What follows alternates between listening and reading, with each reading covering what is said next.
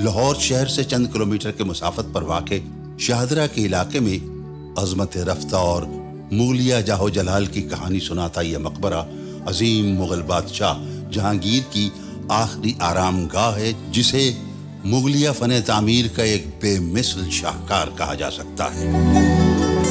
شہنشاہ جہانگیر کا اصل نام نور الدین محمد سلیم تھا، جو 1569 میں اکبر اعظم کے ہاں رانی مریم زمانی کے بطن سے پیدا ہوا۔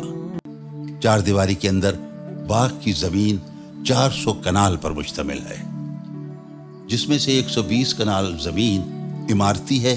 باغ پختہ راستوں، عالیشان خیابانوں، فواروں، حوضوں اور 12 دریوں سے آراستہ ہے۔ مغرب کی سمت بہت بڑا دروازہ ہے، جس سے ہاتھی میں اماری گزر سکتا تھا۔ باغ کی دیواروں پر چاروں طرف ایک چھتی ہوئی غلام گردش بنائی گئی تھی، جو شاہی محافظوں کے لیے مخصوص تھی۔ باغ کے دامن میں اب بھی گھنے سایہ دار درخت، سبزہ اور دن کے اوقات میں چہچہاتے پرندے عجیب فرد بخش احساس پیدا کرتے ہیں۔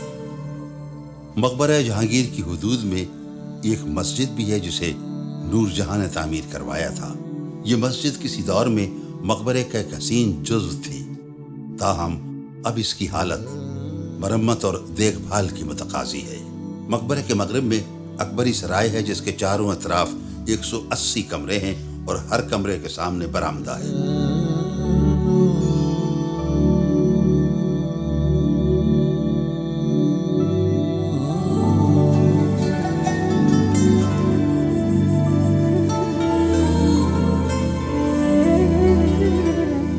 مقبرہ جہانگیر کے احاطے میں ایک اور تاریخی کردار آصف خان کا مقبرہ بھی موجود ہے۔ آصف خان شاہ جہان کی ملکہ ممتاز محل کا والد تھا اور اس کا دست راست بھی۔ جہانگیر کی وفات کے بعد نور جہاں اپنے داماد شہریار کو تخت کا وارث بنانا چاہتی تھی، جبکہ آصف خان کی خواہش تھی کہ تخت اس کے داماد شاہ جہان کے حصے میں آئے۔ اس کشاکش میں جیت آصف خان کی ہوئی اور اس نے شاہ جہان کے لیے بادشاہت کی راہ آسان کر دی۔ آصف خان کی وفات 1641 میں ہوئی اور اسے بادشاہ کے حکم پر مقبرہ جہانگیر میں دفن کر دیا گیا۔ مقبرہ آصف خان 4 سال کے عرصے میں 20 لاکھ کی لاگت سے تعمیر ہوا۔ مقبرہ آصف خان کی تعمیر میں فرش سے گنبد تک سنگ مرمر استعمال کیا گیا۔ مقبرے کے اندر کا فرش، باہر 8 پہلو چبوترے کا فرش، قبر کا تعویذ، حوضوں کے کنارے، یہاں تک کہ عالی شان دروازے کی ڈیوڑی کا فرش بھی سنگ مرمر کا تھا، جو اب محض ایک یاد بن کر رہ گئے ہیں۔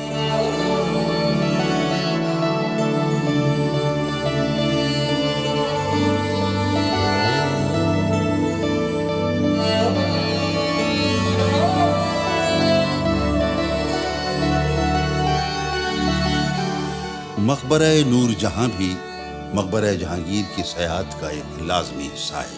1645 میں وفات پانے کے بعد نور جہاں اس مقبرے میں دفن ہوئی، جسے انہوں نے اپنی زندگی میں ہی 4 لاکھ کی لاگت سے 3 برس کی مدت میں تعمیر کروایا تھا۔ یہ مقبرہ گو کے مقبرہ جہانگیر کے رقبے سے باہر نور محل کے احاطے میں واقع ہے، لیکن مقبرہ جہانگیر ہی کا حصہ شمار ہوتا ہے۔ تاہم انگریزوں نے دونوں مقبروں کے درمیان ریل کی پٹڑی بچھا کر دونوں مقبروں کو جدا کر دیا۔ سنگ سرخ اور سنگ مرمر سے تعمیر کیا گیا یہ مقبرہ بھی مقبرہ جہانگیر کی طرز پر بنایا گیا ہے، جس میں نور جہاں کے ساتھ ان کی بیٹی لاڈلی بیگم کی قبر بھی موجود ہے۔ نور جہاں مغلیہ تاریخ، سیاست اور جہانگیر کی زندگی کا ایک اہم باب اور افسانوی کردار ہے، جسے نظر انداز نہیں کیا جا سکتا۔ نور جہاں کا اصل نام مہر النساء تھا، جسے عقد میں لینے کے بعد جہانگیر نے نور محل اور پھر نور جہان کا خطاب دیا، یعنی جہان کی روشنی۔ نور جہان کا رول بنتا ہے 1613 سے 1622 تک، جس کو آپ کہتے ہیں نا کہ اصل اختیارات یا بیشتر فیصلے وہ نور جہاں نے کیے ہیں، اور اس میں نیگیٹیوٹی نہیں ہے۔ حیران آپ ہوں گے، جو اختیارات ہیں اس کا غلط استعمال بھی نہیں کیا۔ جہانگیر نے نور جہاں کی یاد میں ایک سکہ بھی جاری کیا تھا۔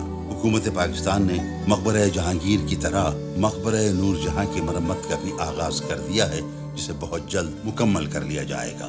सबसे मुश्किल काम है तारीखी इमारतों को कंजर्व करना, क्योंकि उसका वो आर्किटेक्चर है, वो मटेरियल है, वो यूज़ करेंगे तो होगा। ये नहीं है कि आज की सीमेंट रेत बजरी नहीं लगेगी, इसलिए ये टाइम कंज्यूमिंग है। इसलिए इस तरह की जितनी भी यहाँ पे टाइम लगता है, इसको एटलीस्ट 2 से 3 साल लगते हैं। नादिर शाह अहमद शाह अब्दाली सिखों और अंग्रेजों के हाथों ताराख्त होने के बावजूद मकबरा जहांगीर की इमारत आज भी जाहो जलाल और शान शौकत का एक नादिर नमूना है। 18th century is the crucial period.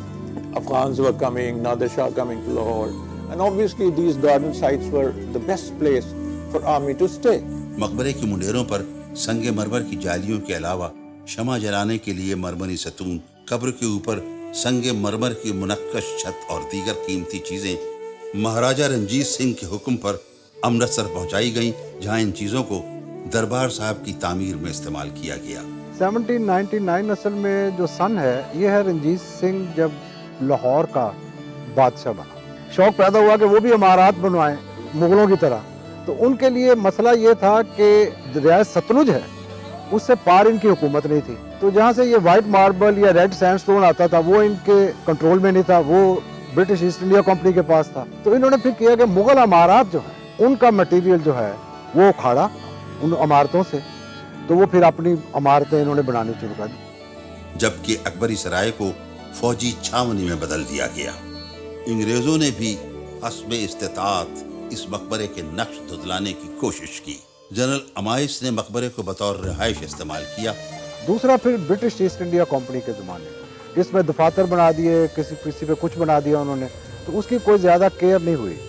लेकिन इसके साथ साथ आप जुज़वी तौर पे कह सकते हैं कि ब्रिटिश दौर में फर्स्ट टाइम हिंदुस्तान की तारीख में आर्कियोलॉजी डिपार्टमेंट एस्टेब्लिश हुआ।